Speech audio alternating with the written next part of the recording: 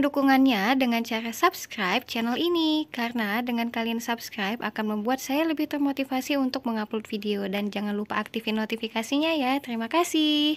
Assalamualaikum warahmatullahi wabarakatuh. Selamat pagi, selamat siang, selamat sore, ataupun selamat malam buat teman-teman yang setia di YouTube-nya Mutia Oktariani. Nah, alhamdulillah kita berjumpa lagi pada pembahasan kali ini. Kita akan bahas materi TIO CPNS part 3 yang sebelumnya sudah dibahas di part 1 dan part 2, itu part 1 tentang analogi, kemudian part 2 beberapa bagian teknik dari numerik. Hari ini kita akan melanjutkan ke part 3 masih tentang numerik, tapi materi kan kemarin belum selesai tentang teknik-teknik dalam pengerjaan numerik. Nah, kita lanjut hari ini. Oke.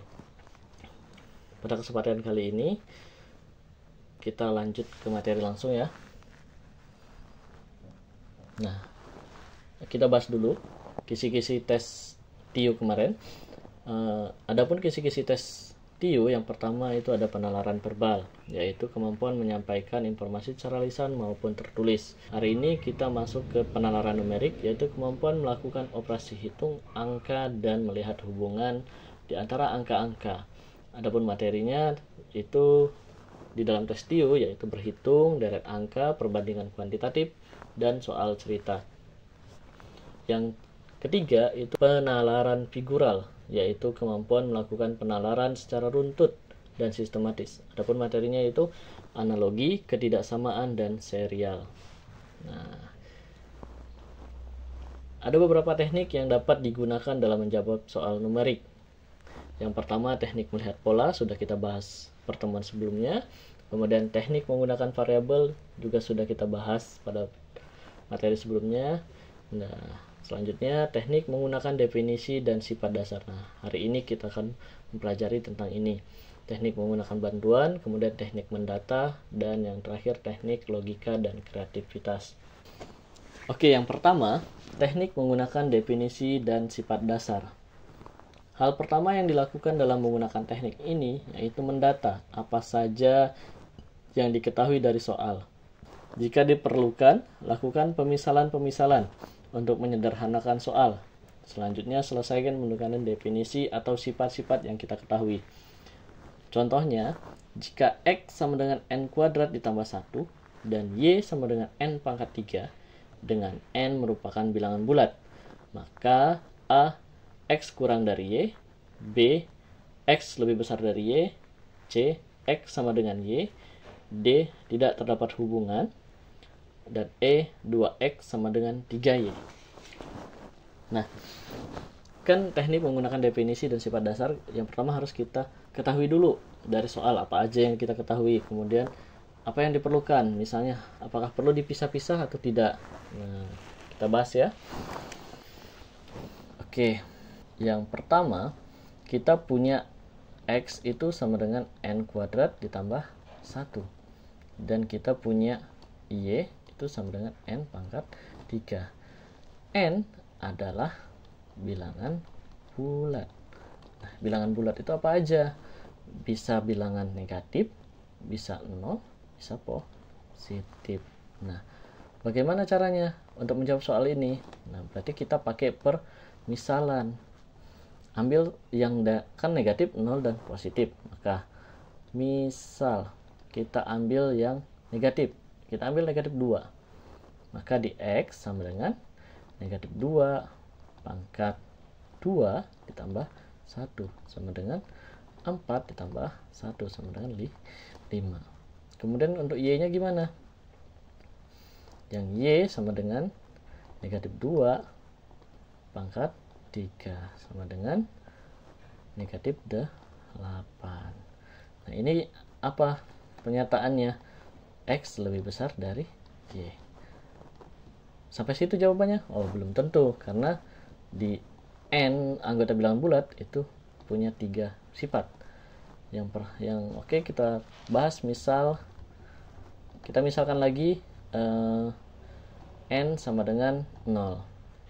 Maka X sama dengan 0 pangkat 2 ditambah 1 sama dengan 1. Y sama dengan 0 pangkat 3 sama dengan 0. Oh, X masih besar dari Y. Kemudian kita ambil yang positif. Misal N sama dengan, ambil yang sama lah, 2. X sama dengan 2 pangkat 2 ditambah 1 sama dengan 4 ditambah 1 sama dengan 5. Kemudian yang Y sama dengan 2 pangkat 3 sama dengan 8. Oh, ternyata X itu lebih kecil dari Y. Ada X lebih besar dari Y, ada juga X kurang dari Y. Maka jawabannya adalah, nah, karena dua-duanya ada, maka dia tidak terdapat hubungan. Jadi jawabannya adalah D. Sampai situ ya, gimana, paham? Nah, kita cek. Nah, jawabannya D, tidak terdapat hubungan. Oke, lanjut. Cuma teknik selanjutnya, yaitu teknik menggunakan bantuan. Bantuan yang dimaksud di sini dapat berupa garis bantu, fungsi, diagram, tabel, dan lain-lain. Kan biasanya di soal cerita itu ada yang pakai tabel, ada yang pakai gambar. Nah, bantuan ini bertujuan untuk mempermudah dalam menyelesaikan permasalahan. Teknik ini bisa digunakan untuk menjawab soal geometri dan soal cerita. Soal: Pak Ahmad memiliki sebidang tanah. Tanah tersebut seperempatnya dijual. Sepertiga dari sisanya diwakafkan untuk pembangunan masjid. Dan kini tanah Pak Ahmad tersisa 600 meter persegi. Berapa luas tanah Pak Ahmad mula-mula? A. 800, B. 1000, C. 1200, D. 1600, dan E. 1800. Kira-kira apa? Nah, kalau soal seperti ini, kita akan menggunakan bantuan. Bantuan apa? Bantuan gambar. Nah, kita pecahkan dulu dari kalimat soalnya. Pak Ahmad memiliki sebidang tanah. Tanah tersebut seperempatnya dijual. Nah, Pak Ahmad punya sebidang tanah nih. Sebidang tanah ya. Tanah tersebut seperempatnya dijual. Kita bagi 4 berarti tanahnya nih.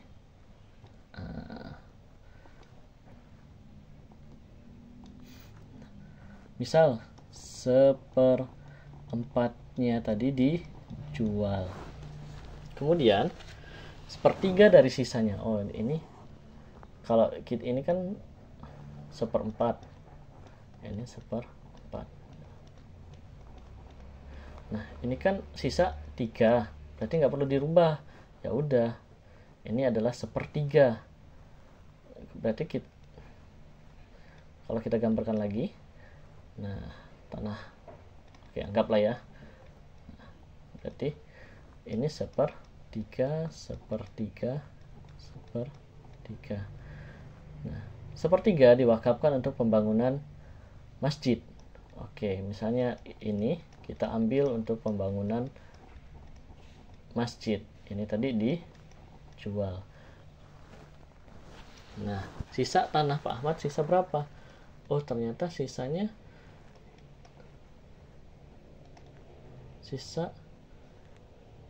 dilihat dari gambar, ternyata ini setengahnya dari ini.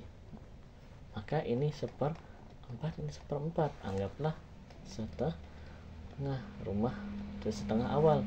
Dan kini tanah Pak Ahmad tersisa 600. Oh, ini tuh ternyata sisa 600 meter persegi. Nah, berapa luas tanah Pak Ahmad mula-mula? Kalau setengahnya 600, kan tadi rumahnya. Nah, ini 2 ini itu 600, maka ini juga 600. Maka hasilnya adalah 600 meter tambah 600 meter. Hasilnya adalah 1200 meter. Maka jawabannya adalah C. Kita cek. Nah, jawabannya adalah C. Oke, sekian pertemuan kita hari ini. Jangan lupa di subscribe untuk materi-materi selanjutnya. Sampai jumpa lagi.